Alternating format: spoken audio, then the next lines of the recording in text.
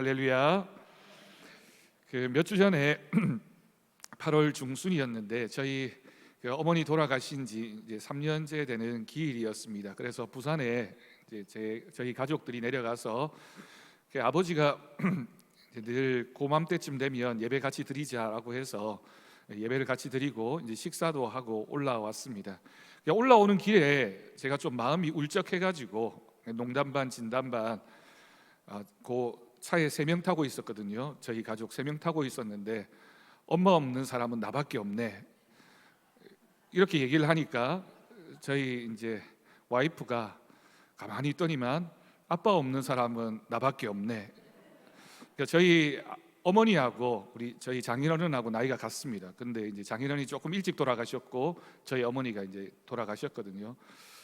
듣고 보니까 그래도 엄마 없는 게 더 불쌍한 것 같은데, 여러분 어떠신가요? 엄마 없는 사람이 더 불쌍합니까? 아빠 없는 사람이 더 불쌍합니까? 결론이 뭐였냐면 제 딸을 보면서 네가 제일 행복하네, 너는 둘 다 있으니까. 그게 결론이었습니다. 오늘 우리 특송하신 권사님 집사님들 보면서 이렇게 연로하셔도 찬양하는 모습이 너무 아름답고 은혜가 되는 것 같습니다.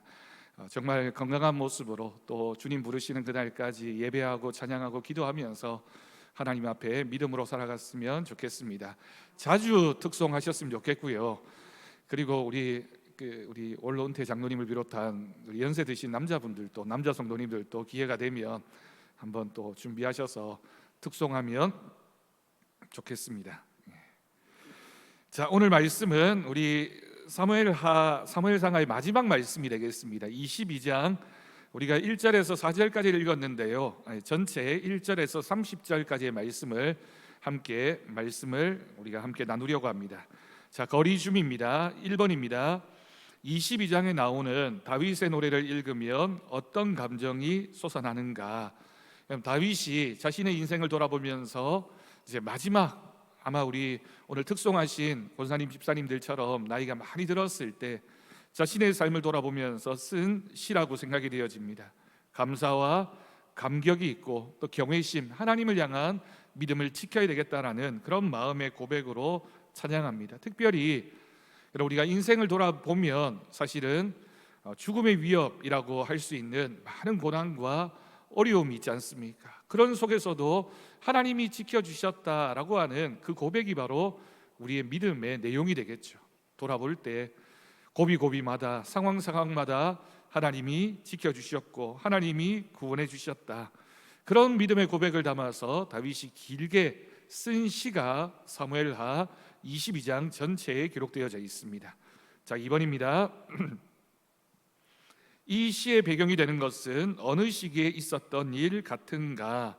여러분, 이 시는 다윗이 사울 왕의 또 여러 대적들로부터 구원받은 후에 그의 생애에서 많은 위기들, 사울 왕도 있었지만 대적들도 있었고요, 심지어는 자기 아들 때문에 많은 고난을 겪기도 했습니다. 그 모든 위기들을 지나 왕권이 안정된 시기에 드린 찬양으로 보여집니다. 22장 1절을 보면 여호와께서 다윗을 모든 대적의 손과 사울의 손에서 구원하신 날에 지었다라고 할 수 있는 것이죠. 여러분, 그런 표현이 있죠. 돌아보면 다 은혜입니다 라는 고백처럼 우리가 지금은 좀 어려움 가운데 있다 할지라도 지나온 삶을 돌아볼 때 하나님의 은혜 아닌 것이 없었고 우리는 하나님의 은혜로 살아가기에 감사할 수밖에 없습니다. 3번입니다. 이 시의 구조를 몇으로 나누어 생각하면 좋을지 말해보자. 여러분, 먼저 이제 30절까지 전체적인 내용을 보면 이렇게 구분할 수 있습니다. 1절부터 4절까지를 보면 하나님을 찬양하는 선언이 기록되어져 있습니다. 그리고 5절에서 20절까지의 내용을 보면 다윗이 경험했던 많은 고난, 그리고 그 고난 속에서도 부르짖었을 때, 기도했을 때 하나님께서 구원해 주셨다, 응답해 주셨다라는 내용이 기록되어져 있습니다. 세 번째 부분은 21절에서 28절까지입니다. 이 말씀에는 하나님이 공의로우신 분이시기 때문에, 하나님이 의로우신 분이시기 때문에 하나님께서 내 믿음을 보시고 나를 의롭다고 인정하셨다라는 내용이 이제 21절에서 28절에 기록되어져 있죠. 여러분, 다윗이 의인인가요? 우리가 사무엘서를 쭉 이렇게 살펴봤는데 의인이었습니까? 물론 믿음으로 살았던 인물임에 틀림이 없지만 실수도 하고 또 끔찍한 죄를 저지르기도 했습니다.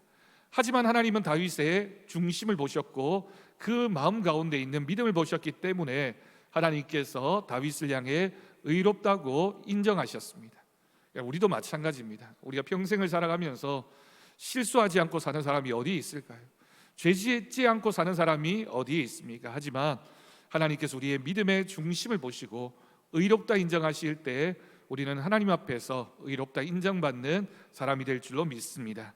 마지막 29절과 30절을 보면 앞의 내용이 지금까지 살아오면서 하나님이 나에게 베푸신 은혜에 대한 고백이라면 29절과 30절은 하나님이 앞으로도 나를 도와주시고 함께 하실 것이다, 하나님이 인도해 주실 것이다 라는 확신을 고백하고 있는 찬양입니다. 여러분, 사실은 우리의 찬양이 다 이래야 되는 거죠. 하나님이 우리에게 주신 은혜에 감사하고 또 앞으로도 하나님이 나와 함께 하실 것에 대한 기대와 소망의 마음으로 또 감사하는 것이 우리의 믿음이 되어야겠습니다. 자, 4번입니다. 다윗이 잘 사용하는 특별한 단어들이 무엇인가? 이런 단어들은 주로 어떤 경우에 사용하는 단어들인가?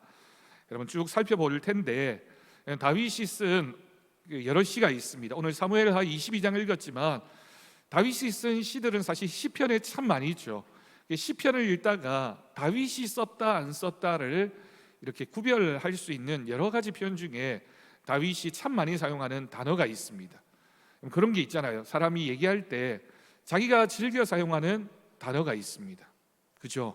어떤 분들은 아이고 죽겠다, 아이고 죽겠다, 이게 늘 사용하는 단어인 분이 있는가 하면 어떤 분들은 참 감사하다, 감사하다 이렇게 얘기하는 게 언어 습관인 분이 있습니다. 어느 말이 더 듣기가 좋습니까?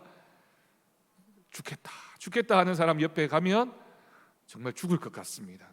그 사람도 죽을 것 같지만 듣는 나도 왠지 마음이 우울해지고 힘들어집니다. 하지만 어떤 사람은 늘 좋다, 기쁘다, 감사하다라는 표현을 자주 사용하면 정말 마음이 그렇게 되는 것 같습니다. 다윗이 어떤 단어를 자주 사용하는지 살펴보겠습니다. 여러분 2절을 보면요, 하나님을 향해서 반석과 요새와 피난처이시다라는 표현이 등장합니다. 여러분 반석과 요새와 피난처의 전제가 뭐냐면 위험이 있다는 거예요. 근데 그 위험으로부터 하나님은 나를 보호하신다, 반석이 되어주신다, 요새이시다, 피난처이시다. 3절을 보면 방패와 구원의 뿔과 산성이라는 표현도 등장합니다. 이런 것들은 다 군사적인 용어죠. 어디에 사용되어지는 겁니까? 전쟁에서 하나님이 나를 보호해 주신다, 하나님을 이렇게 방패요, 구원의 뿔이요, 산성이다 이렇게 표현하고 있습니다. 우리의 인생이 때로는 전쟁과 같이 지나갈 때가 있습니다. 그때 하나님이 방패, 구원의 뿔, 산성이 되어 주실 줄로 믿습니다. 8절에서 16절까지의 말씀 보면 긴 말씀 가운데 또 하나님의 초자연적인 임재와 하나님의 심판을 표현하는 또 이미지들이 있습니다. 어떤 것들이 있습니까? 불과 연기, 지진, 구름.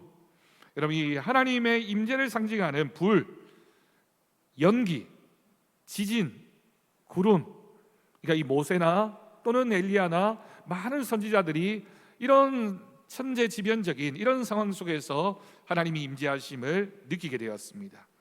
그리고 마지막으로 29절에서 30절을 보면 하나님의 인도하심과 능력, 하나님이 우리에게 주시는 승리를 의미하는 단어들이 있습니다. 세 가지인데요, 빛과 등불과 팔이라고 하는 표현입니다. 특히 성경에서는 하나님의 오른팔 이렇게 표현을 하죠. 하나님 오른팔, 하나님이 나의 오른팔로 보호해 주신다. 능력, 승리를 의미하는 단어입니다. 여러분 앞에 얘기했던 이 모든 단어들의 공통점이 있습니다. 다시 한번 말씀드리지만 위기와 어려움과 시련과 혼란이 있을 때 하나님은 항상 그 가운데서 나를 보호하시고 지켜주시는 분이시다라는 고백이 바로 여기에 있다라고 하는 거죠. 자, 5번입니다. 자기의 어려운 시기를 가장 고통스럽게 표현한 내용은 무엇입니까? 여러분 읽지 않았지만 5절과 6절을 보겠습니다. 5절과 6절을 보면 사망의 물결이 나를 에워싸고 불의의 창수가 나를 두렵게 했고 음부의 줄이 나를 둘렀고 사망의 올무가 내게 이르렀다. 여러분, 이 모든 표현들이 다 죽음이 물결처럼 자신을 에워싸는 절망감을 표현하고 있는 단어들입니다. 이처럼 우리를 올가매는 이런 죽음의 공포 또는 여러 가지 환난들, 고난들이 있을 때 우리가 생명의 위협을 느끼게 되고, 생명의 위협을 느낄 때 누구를 찾게 됩니까? 하나님을 찾게 됩니다. 6번입니다. 자기를 구해주시는 하나님의 손길을 실감 있게 표현한 내용, 17절에서 20절까지의 내용을 읽어보면 알 수 있습니다. 앞의 내용은 사망의 물결 속으로 빠져들고 있는 우리들의 모습이라면 17절에서 20절에는 거기에서 나를 구원해 주시는 분이시겠죠. 그래서 그가 위에서 손을 내미사 나를 붙잡아 주셨고 많은 물에서 나를 끌어내셨다. 여호와께서 나를 넓은 곳으로 인도하시고 나를 기뻐하심으로 구원하셨다라고 기록하고 있습니다. 여러분, 성경에 나오는 이제 바다, 물이라고 하는 표현은 항상 대부분 이렇게 부정적인, 우리에게 찾아오는 고난을 표현할 때 이런 표현을 사용할 때가 많습니다. 그런데 하나님은 어떤 분이십니까? 그 고난의 물로부터, 큰 사망의 물결로부터 우리를 건져내시고 보호해 주신다. 이런 이미지가 오늘 말씀에 기록되어져 있습니다. 자, 말씀의 개인화입니다. 당신이 다윗의 입장이 되어서 다윗처럼 다윗처럼 쫓겨다니기도 하고 먹을 것이 없어서 굶주려도 보고 사람들에게 배척을 당하기도 하고 산속에 숨어서 오랜 세월을 지냈다고 해보자. 그런 과정을 밟았다면 당신에게서 달라질 것이 있을 것인데 그것은 무엇이라고 생각합니까? 여러분, 우리가 이런 고난, 다윗이 경험했던 많은 고난을 우리가 경험했다면 그런 경험을 통하여 우리가 달라진다는 거예요. 다르게 표현하면 이런 고난들이 우리에게 주는 유익이 있다는 겁니다. 고난이 고난으로 그치는 것이 아니라 고난이 주는 유익이 있습니다. 근데 몇 가지 생각해 볼 수 있겠죠. 제가 정리해 보니까 이런 것들이 있을 것 같아요. 하나님을 향한 절대적인 신뢰를 갖게 될 것입니다. 그러니까 우리가 고난을 통해서 하나님을 신뢰할 수밖에 없습니다. 여러분, 깊은 물속에 빠져들 때 세상 사람들은 지푸라기라도 잡고 싶은 심정이라 이렇게 표현하잖아요. 근데 우리는 하나님을 붙잡고 하나님을 향한 절대적인 신뢰를 가질 수밖에 없습니다. 두 번째는 어떤 게 있을까요? 우리 안에 있는 교만이 깨어지고 겸손한 마음이 생겨나게 될 것입니다. 고난 앞에서 나를 돌아보면 내가 쌓아온 것들, 내 성공이라고 생각했던 것들이 다 부질없구나라는 것을 느끼고 교만한 마음이 아니라 그 고난을 통해서 겸손한 마음으로 나아가게 된다라는 뜻입니다. 세 번째는 어떤 유익이 있을까요? 다른 사람의 아픔을 이해하고 품을 수 있는 마음이 생겨나게 됩니다. 여러분, 그런 말이 있잖아요. 동병상련이라는 말이 있습니다. 그러니까 내가 아파봐야지만 그 아픈 사람의 마음을 이해할 수 있습니다. 그렇잖아요. 내가 고난을 통과한 다음에는 나와 비슷한 고난을 경험하고 있는 사람들에게 위로의 말을 건넬 수도 있고 그 사람에게 마음으로 다가가서 사랑을 표현할 수도 있게 됩니다. 또 어떤 유익이 있을까요? 기도의 사람이 될 것입니다. 우리가 어려움 가운데 있을 때 얻을 수 있는 가장 큰 유익이 뭐냐라고 묻는다면 우리가 고난 속에서도 기도한다. 기도가 내 힘이다. 기도가 내 방법이다. 기도가 내 피난처이다 라고 하는 것을 발견할 수 있게 될 것입니다. 자, 본문 해석입니다. 1번, 반석, 요새 방패, 피난처 등은 무엇을 표현하려고 하는 말이라고 생각하는가? 특별히 다윗은 반석을 어떤 의미를 가지고 사용하고 있느냐? 의미상으로 보면 반석보다는 바위라고 번역하는 것이 좋을 것 같아 이렇게 되어 있습니다. 여러분, 여기에 기록되어진 이런 반석, 요새, 방패, 피난처는 위험으로부터 우리를 보호해주는 구원의 상징입니다. 다윗이 처했던 많은 위기와 전쟁 속에서 하나님은 늘 다윗을 지켜주시는 분이셨습니다. 특히나 여기에 반석이라고 표현되어져 있는 이 표현은 우리가 디딜 수 있는 안전한 바위 이런 뜻입니다. 히브리어로는 셀라라고 하는 단어를 사용하는데 우리가 그것을 딛고 서 있으면 흔들리지 않는다는 거예요. 거기에 발을 딛고 있으면 우리가 결코 무너짐이 없다라고 하는 뜻입니다. 그래서 이 반석, 이 바위라고 하는 뜻은 절대적으로 변하지 않는 단단한 우리의 믿음을 표현할 때 이렇게 표현합니다. 하나님을 향해서 하나님이 우리의 의지가 되어주시고 하나님이 우리를 든든히 받쳐주시는 반석이 됨을 우리는 믿어야 하겠습니다. 자, 2번입니다. 죽음의 물결이 자기를 에워싸고 죽음이 자기를 두를 때에 다윗은 이것을 이기기 위해서 어떻게 했다라고 기록하고 있습니까? 여러분 7절을 보면요, 여호와 하나님께 아뢰며 여호와의 이름을 불렀고 하나님께 부르짖었다라고 기록하고 있습니다. 이 표현들을 한마디로 표현하면 기도입니다. 절망 가운데 있을 때 억지로 내 힘과 노력으로 이기려고 든 것이 아니라 기도했다는 뜻입니다. 하나님 앞에 엎드려 기도했다. 여러분, 이 기도는 사실은 몸부림이라고 할 수 있겠죠. 정말 소리 없는 절규라고 할 수 있습니다. 내 힘으로, 내 기대하는 마음으로 내 상황은 정말 절망적이지만 그러나 하나님을 향한 손을 내밀어서 포기하지 않는 것이 바로 기도입니다. 그럴 때 하나님은 성전에서 그의 소리를 들으셨다라고 기록하고 있습니다. 자, 3번입니다. 8절에서 20절까지를 읽고 다윗은 자기가 믿고 의지한 하나님을 어떤 하나님으로 표현하고 있다고 생각이 되느냐? 아까 우리가 다윗이 사용하고 있는 단어들을 통해서 하나님을 어떻게 고백하고 있느냐라고 봤을 때 이 8절에서 20절까지에는 여러 가지 초자연적인 현상들을 기록하고 있습니다. 불과, 연기, 천둥, 지진, 바람, 물결, 이 모든 것들이 누구의 권한 아래에 있다고요? 하나님의 능력 안에 있다. 하나님께서 모든 것을 다 좌우하신다. 우리가 하나님을 천지의 주제, 천지 만물을 만들고 다스리시는 분이라고 고백하는 것은 우리가 경험하는 모든 자연적인 것들이 다 하나님의 손에 있음을 우리는 믿기 때문입니다. 자, 4번입니다.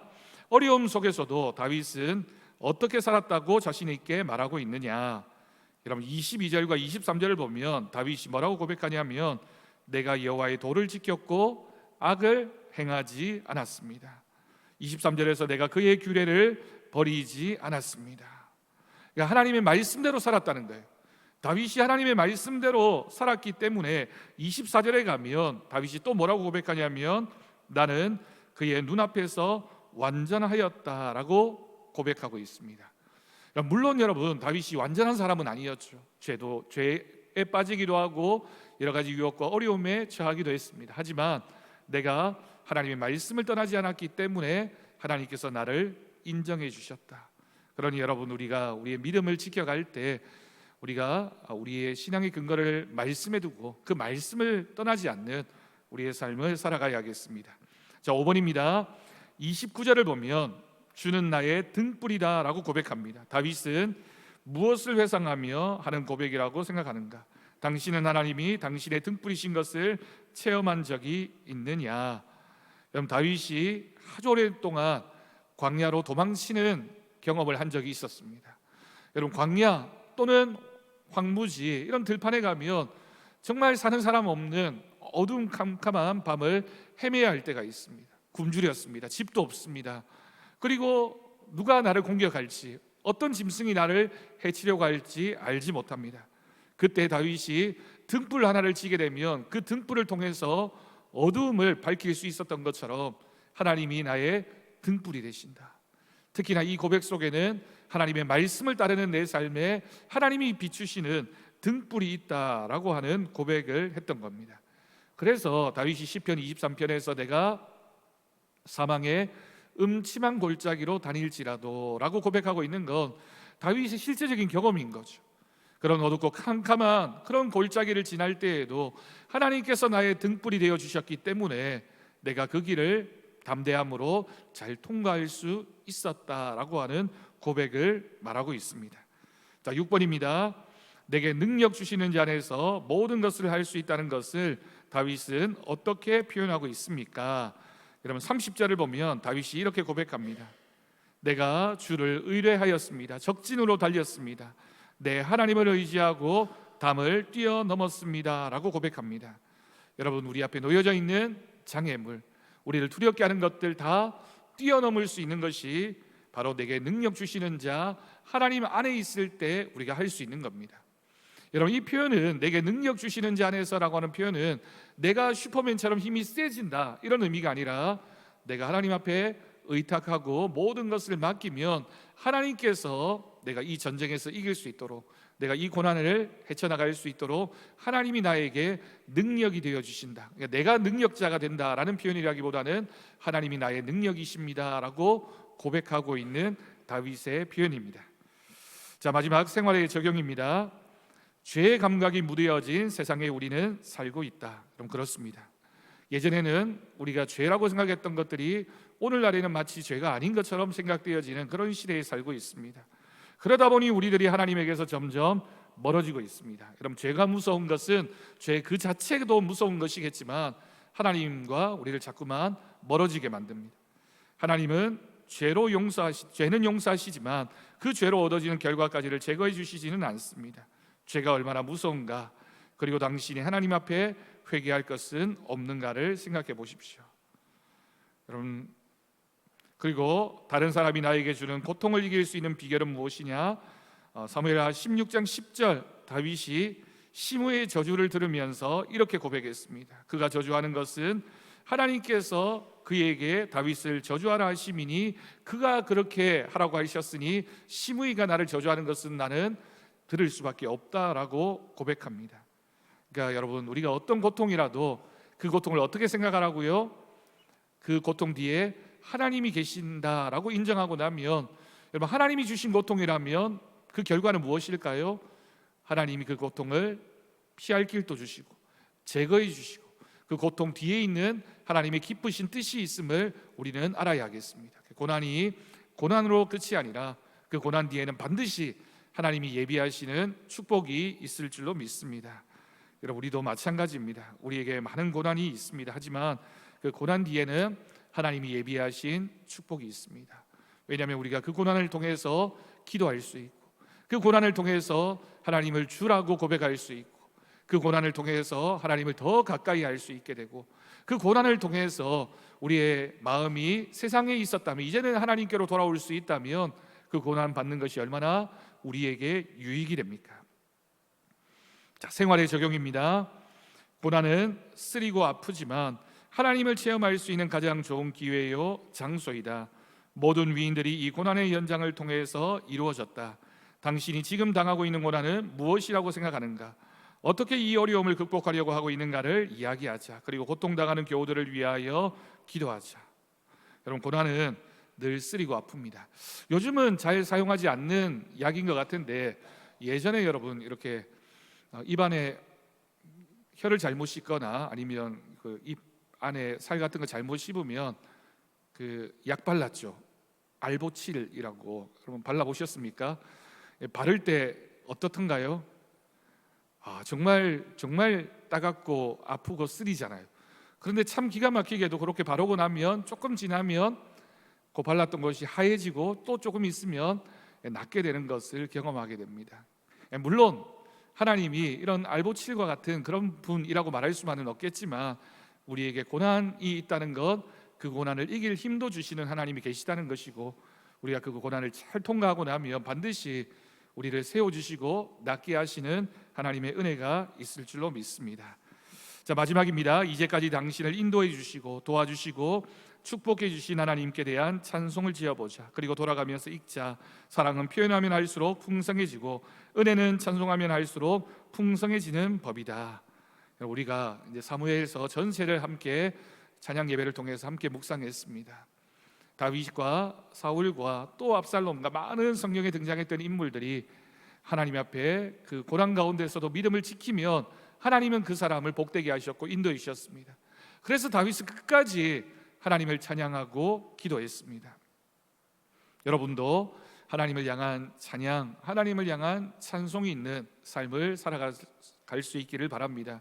우리는 하나님을 찬양하는 사람들이고 하나님 앞에 영광 올려드리는 것이 우리의 삶의 목적입니다. 그 믿음이 변하지 않는 우리 모두의 삶이 될 수 있기를 바랍니다.